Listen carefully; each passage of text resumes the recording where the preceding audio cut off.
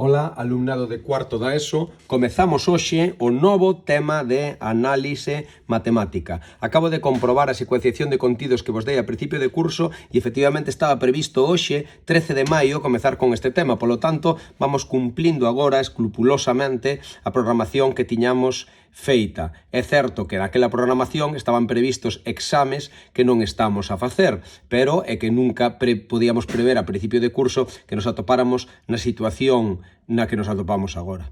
En todo caso, sí me parece importante que vos, alumnado de cuarto da ESO, que penso que todos e todas vos, ou prácticamente todos e todas vos, teredes o título da ESO no remate do fin de curso, pois teñaba repasado, como viñamos repasando, tanto as ecuacións como as inecuacións, resolvéramos unha chea de problemas como os que levamos feitos nestas clases virtuais, e agora tamén teñades unha formación final, despois de toda a ESO, sobre análise matemática. Análise matemática é a parte das matemáticas que estudan as funcións, ou, dito de outra forma, a relación entre dúas magnitudes. Dúas magnitudes, unha chamamos variable dependente, outra chamamos variable independente, e represéntanse nun eixe X e nun eixe Y, no eixe X a independente e no Y a dependente. Levades traballando con isto desde primeiro da ESO. Agora o que vamos facer é un repaso xeral engadindo cousas novas, cousas, por exemplo, como as aprendidas neste curso sobre, por exemplo, logaritmos, pois haberá funcións logarítmicas, que debedes de coñecer tamén, a forma que teñen e demais. Entón, vamos a repasar vamos a falar das funcións e dos elementos dunha función, despois vamos a repasar rectas e parábolas e, finalmente, outro tipo de funcións que é o que en matemáticas denominamos funcións elementais. Ben, comezamos. Comezaríamos con unha definición xeral do que é unha función. Unha función, xa vos dixen, sería unha relación entre dúas magnitudes. Só hai que cumplir unha condición para que sexa función, e é que para cada x ten que haber un único y, vale? Non pode haber para un mesmo x varios y's, pero en todo caso unha función non é máis que unha relación entre x e y. Para cada valor de x, obter un único valor de y. Para outro valor de x, obter outro valor de y. Para cada valor de x, outro valor que y. Hai 4 maneiras esenciais de definir unha función, que é o que pon aquí. Unha función pode definirse de 4 maneiras. Mediante un enunciado, mediante unha tábua de valores, mediante unha gráfica ou mediante unha fórmula, o que sería a ecuación da función. De acordo? Vamos a ver que quero dicir cando digo isto, vale? Esta frase vaime levar agora un pouquiño de contarvos que querería dicir. Vamos a ver. Unha función mediante un enunciado podría ser, por exemplo, pois decir o kilo de tomates costa 2 euros, vale? Función mediante enunciado.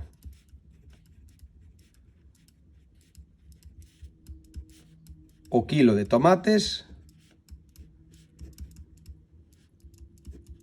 costa 2 euros.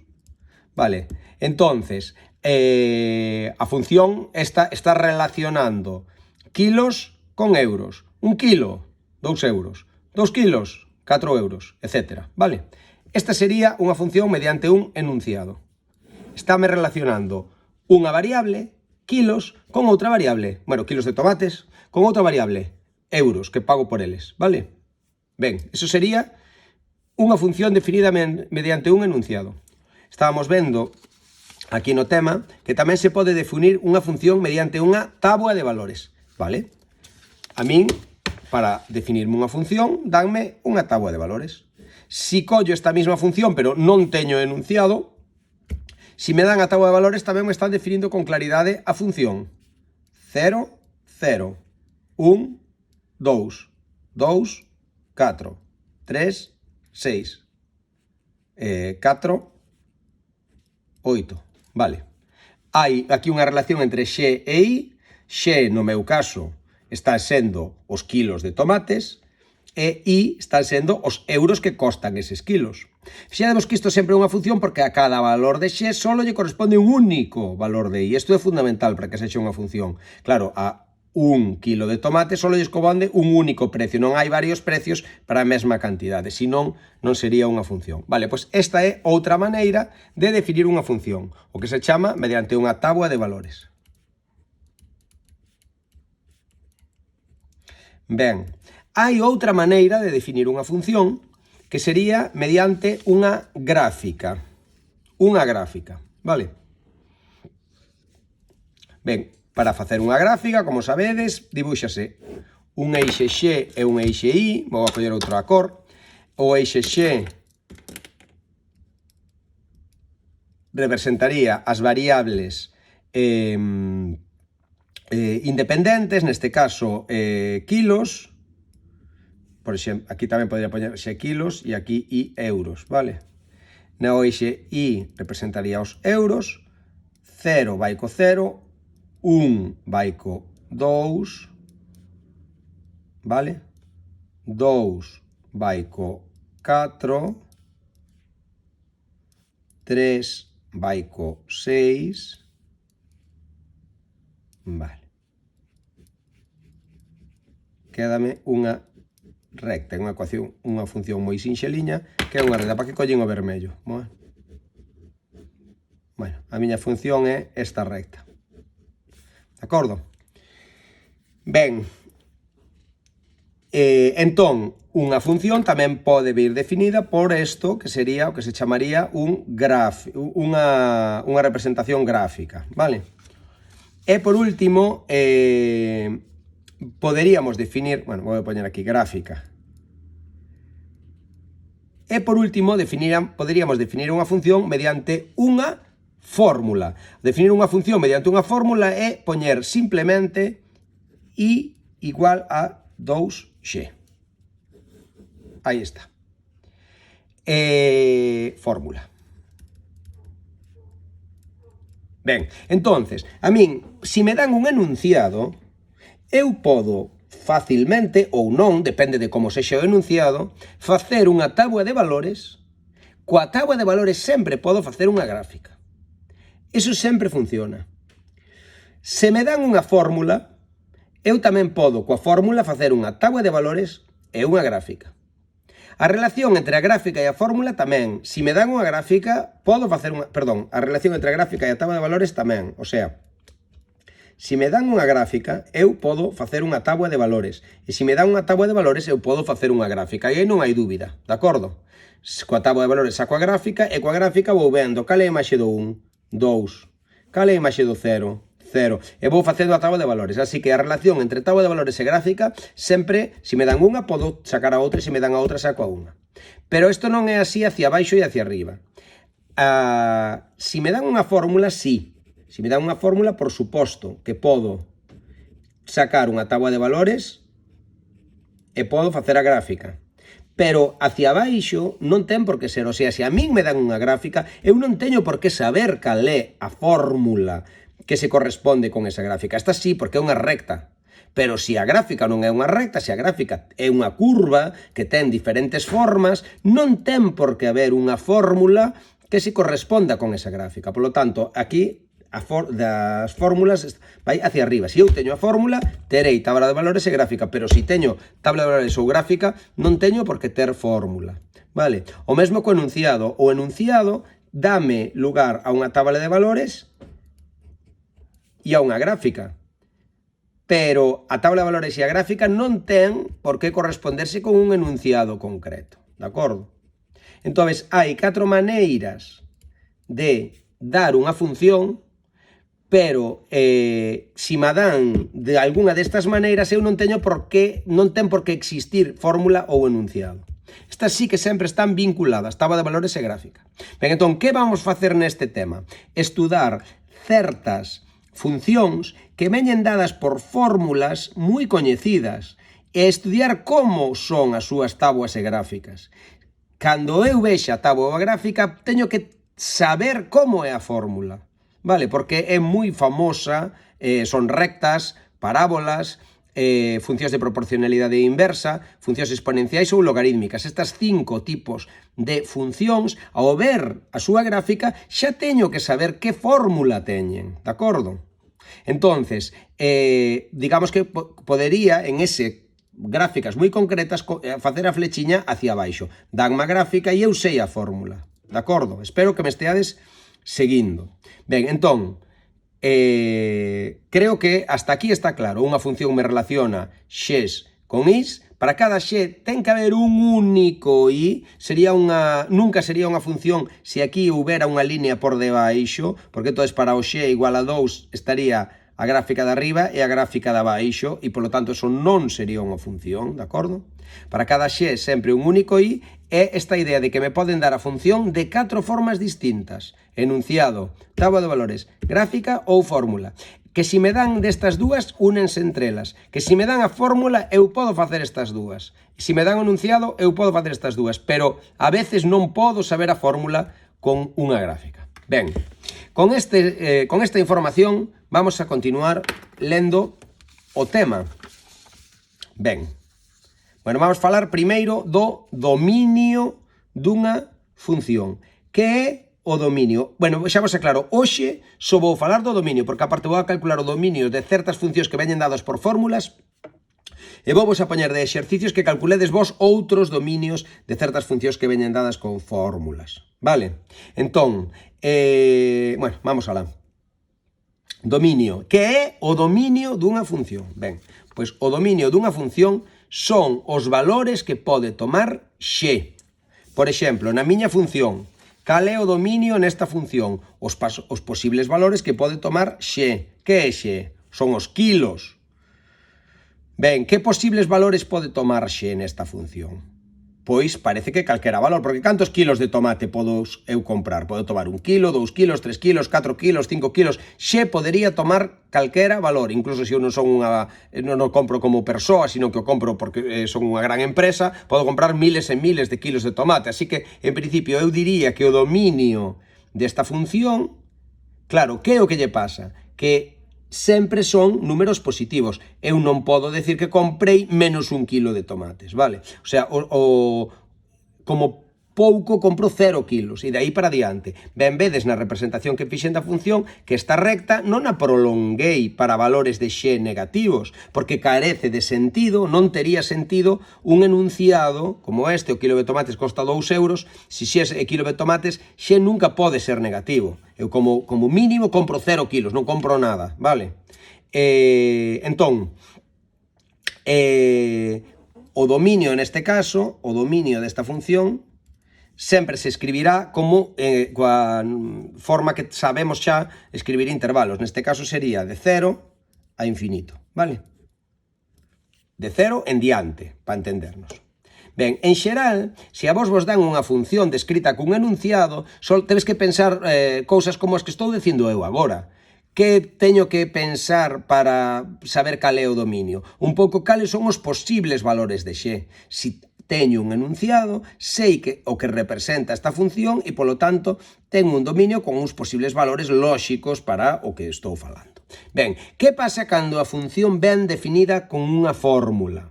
Se a función me dan simplemente cunha fórmula e non me dicen que é x nin que é y, se x son kilos, se y son euros, ou o que sexa, x son metros, se y son, ou x é tempo e y son metros, o que sexa. Se non me dicen este tipo de datos e me piden que eu diga o dominio desta función, o dominio son os posibles valores de x. E, por favor, pensade cales son os posibles valores de x. Que números pode haber aquí? Calquera, non? Se podría tomar calquer número negativo, cero ou positivo, non? Se só me dan a fórmula, se xa non me dicen con que se corresponde. Por lo tanto, se eu só vexo a fórmula e me piden que diga cal é o dominio desto, o dominio, evidentemente, vai a ser todo R. Todo R é o mesmo que decir desde menos infinito hasta máis infinito. Todos os números son dominio. Por qué? Porque podo cambiar x por calquera número. E pensaredes, Entón, todas as funcións definidas por fórmula teñen como dominio todo R, porque sempre vou a poder cambiar x por calquera número. Que impedimento podo ter? Pois contovolo eu. Sabedes que impedimento podedes ter? Imaginadevos esta función, y igual a 5 dividido entre x. Pode tomar x calquera número? Si hagas un 0, porque si o denominador vale 0, 5 dividido entre 0 non o podo facer, non podo calcular y, de acordo? Si en vez de ser 5 dividido entre x é 5 dividido entre x menos 2, pensade nesta función. Pode tomar x calquera valor, agora x xa pode valer 0, porque sería 5 dividido entre 0 menos 2, que dá menos 2. Cal é agora o valor que x non pode tomar? Dadesvos conta, x é igual a 2. Si x vale 2, 2 menos 2, 0, e xa me queda 0 no denominador.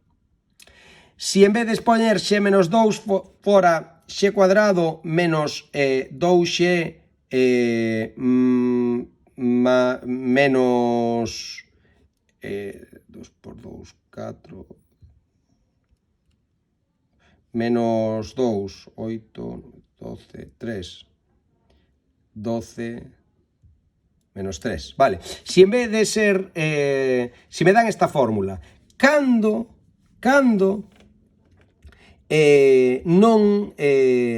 se me anula o denominador? Bueno, pois os números que teño que quitar do dominio son aqueles números que fan que o denominador valga 0, de acordo?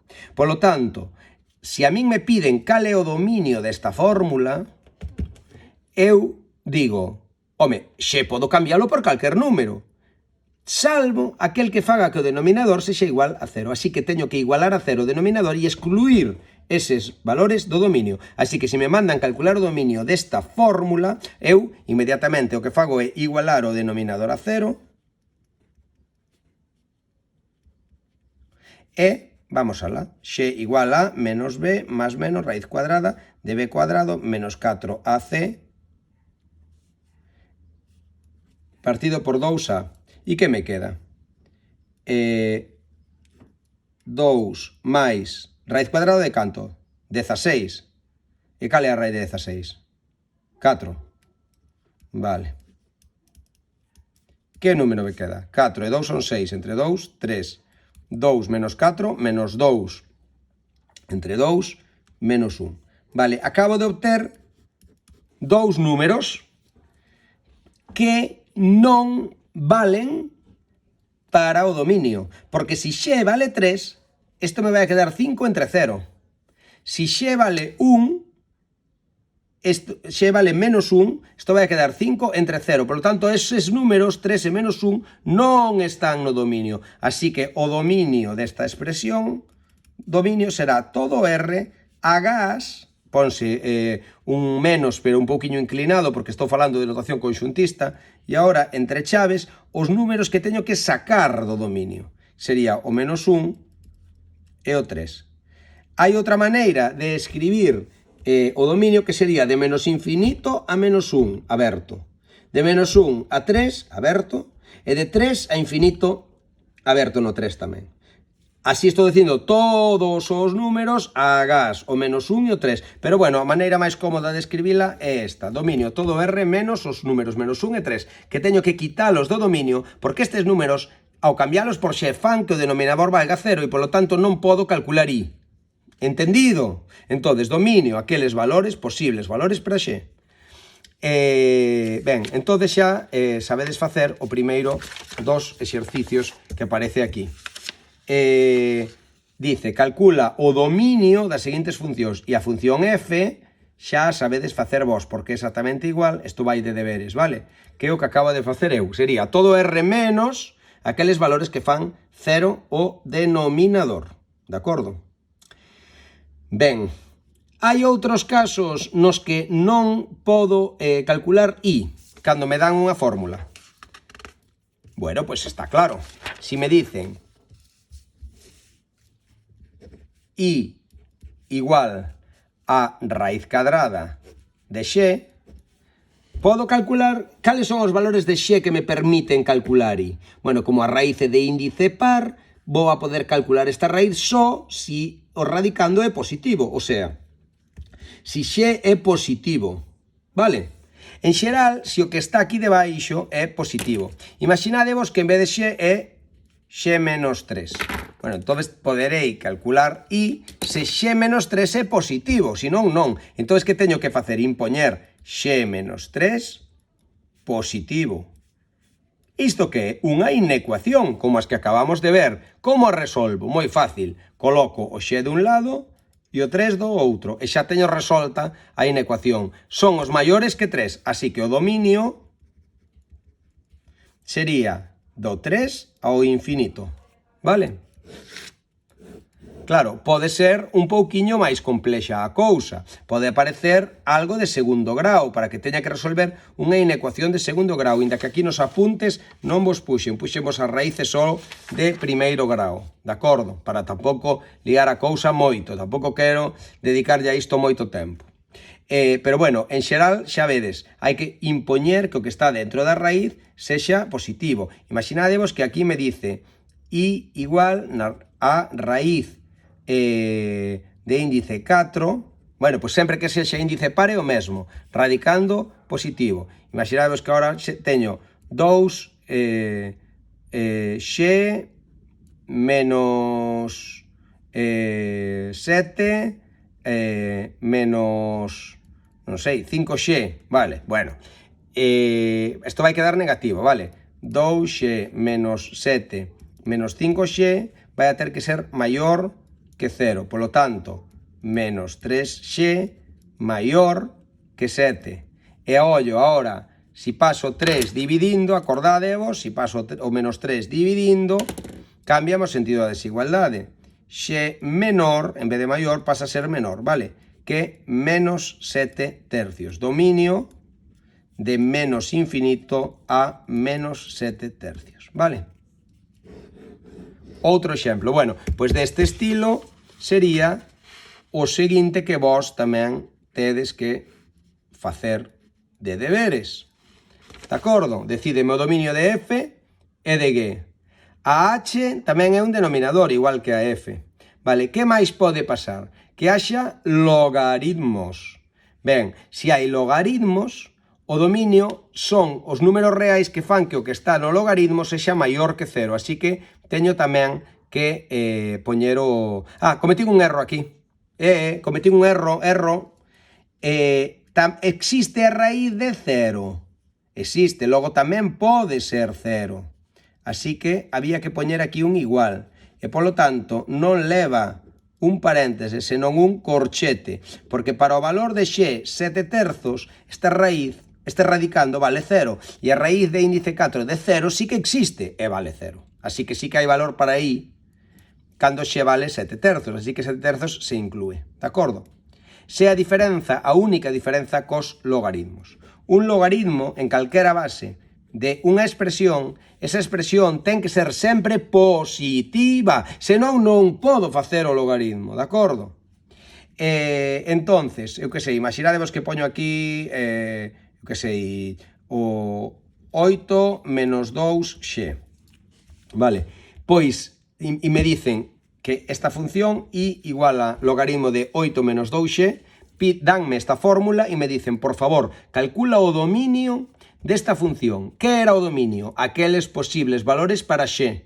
E x pode tomar calquer valor. Por exemplo, que pasaría se x vale 5?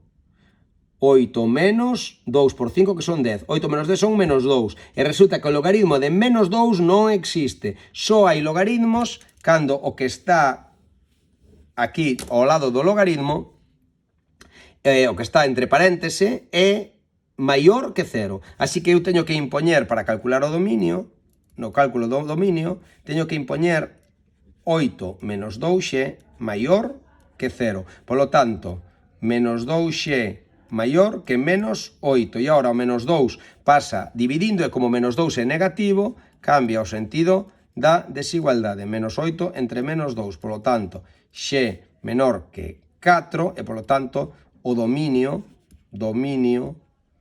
será de menos infinito ata 4. E ollo, porque aquí sí que poño o paréntese, porque non podo calcular o logaritmo en ningunha base do 0, non existe, de acordo? existe a partir do cero, pero do cero non. Así que aquí sí que é maior, estrictamente maior. Aquí na raíces será maior ou igual. De acordo? Bueno, pois xa está, sodes capaces de facer o I. E estes van a ser os deberes que vos poña para o próximo día. F, G e I. O resto fagos eu, si vos parece, e continuamos. Vale, o H, bueno, fixadevos, por irvos dicindo, o iota é un polinomio, polo tanto, o dominio cal vai ser? Todo R. Despois o escribo. O K é unha raíz, pero ten índice par. A que non a ten? Non ten índice par. Polo tanto, como non ten índice par, o que está debaixo da raíz pode tomar calquera valor. Así que o dominio tamén é todo R. O iota e o K teñen como dominio todo R, porque como nin hai denominadores, nin hai raíces de índice par, porque isto non ten índice par, vale? Nin hai denominadores, nin hai raíces de índice par, nin hai logaritmos, pois vamos a entender que o dominio é todo R. Así que iota é un polinomio x cubo menos 2x cuadrado máis 5x menos 3. Ben, iota é un polinomio. Todos os polinomios teñen como dominio todo R. K é unha raíz de índice 3. Se as raíces non teñen índice par, o dominio é todo R. Vale? Así de sinxelo. O dominio é todo R. Que quere decir iso? Que xe pode tomar calquera valor. Eu sempre vou a poder calcular a súa imaxe. De acordo? Acabo de usar unha palabra, imaxe, que non insistín nela. A imaxe dun número a través da función é o valor de I. O sea, cal é a imaxe, nesta función, cal é a imaxe do 4? Bueno, pois a imaxe do 4 é coller x e cambiar polo por 4 e ver canto vale I. A imaxe do 4 sería 4 menos 3, 1. E a raíz de 1, 1. Pois I vale 1, porque está aquí só tomamos a raíz positiva, Ben, entón a raíz de 1 vale 1. E polo tanto, a imaxe do 4 é 1, de acordo? E usamos esa palabra, a palabra imaxe. A imaxe do valor x é o valor I correspondente, de acordo? Bueno, entonces, deberes para o próximo día. Calculadesme o dominio de F, que vai ser todo R menos o que faga cero o denominador. O dominio de G, que vai ides ter que facer a inecuación do radicando maior igual que cero. E o dominio do I, que simplemente tens que facer a inecuación de o que está aquí dentro do logaritmo maior que cero. Iota e K están feitos por min, eu xa fixen iota e K, e simplemente nos quedarían agora estas, coas que, se queredes, pois, traballo o próximo día. Pero agora eu necesito que fagades F, G e I. Veña, ánimo!